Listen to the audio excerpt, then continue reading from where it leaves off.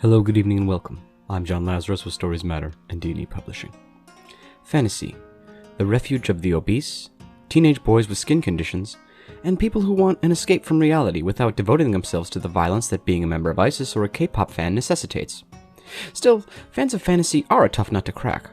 While I'm not much of a fantasy writer, I was a longtime fantasy reader who read dozens of fantasy manuscripts from up-and-coming authors before my publishing company was shut down for siphoning electricity from the building next door.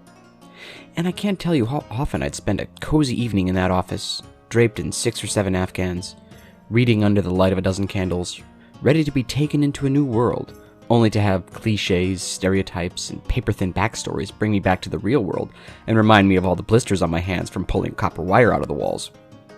Anyway, we'll look at the biggest mistakes fantasy writers make on this edition of Stories Matter.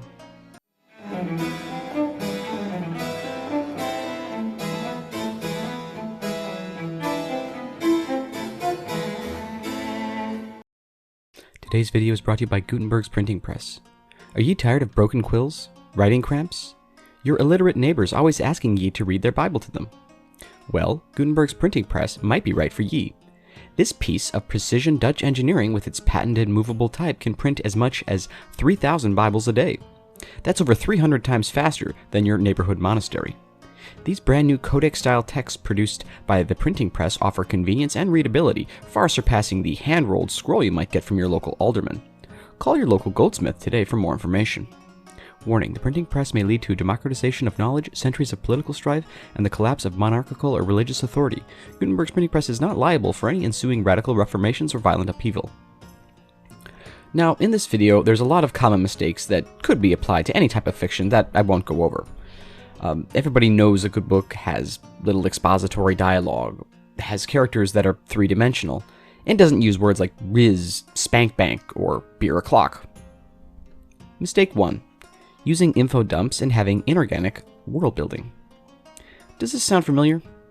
At the start of the Fourth Age, during the reign of King Valor the Wise, the worlds of men, elves, and grogs were divided. You get the idea. The only thing good about books like this is they usually burn long enough to provide adequate heating for your office once the city cuts your gas line. Sure, one of the selling points of fantasy is the history and the world building, but it's got to be organic to relate to the characters and their struggle. While history is important, the average person doesn't have a great grasp on it. In America, for example, people think history is a bunch of granite statues of traitorous slaveholders instead of, things educated people wrote down in a fucking book. Anyway, my point is, I don't think about Sir Walter Raleigh every time I open the office window to have a smoke. So, instead of your fantasy novel starting with a history lesson or a lore dump, start with some immediate action, like a bar fight, a house burning down in the middle of the night, or 2 home intruders trying to hide the corpse of a man they killed on accident. Your reader will relate to this more because, if they're anything like me, something like this happened to them in real life. Mistake 2. Overreliance on the hero's journey. Easily the greatest of Joseph Campbell's crimes against humanity, several generations of fantasy writers have been doomed by the hero's journey. Though Campbell's not to blame entirely. If Homer, Tolkien, and Bowl hadn't been so successful, we wouldn't have a million hacks trying to copy them. But you might be asking, what am I supposed to write about if I can't write about a farm boy who sets off to fight a great evil, is tutored by an old sage, and finds a special weapon to help him on his journey?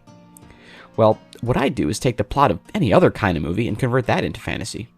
I mean, who wouldn't want to read a fantasy retelling of films like Biodome, How to Lose a Guy in 10 Days, or The Squeeze? I went in a more artsy direction with my first fantasy novel, a retelling of My Dinner with Andre, about 2 monks having dinner in a tavern after one comes back from sabbatical. It was actually my best reviewed book of the 2000s, even though it sold poorly and was partly responsible for my business partner's suicide. Mistake 3. Having an inconsistent or incoherent magic system. The great thing about being a fantasy writer is that, unlike drama, mystery, or historical fiction writers, you don't have to be smart enough to think of logical reasons for things to happen. But just because you can write yourself out of a corner doesn't mean you should. Your system should be well defined.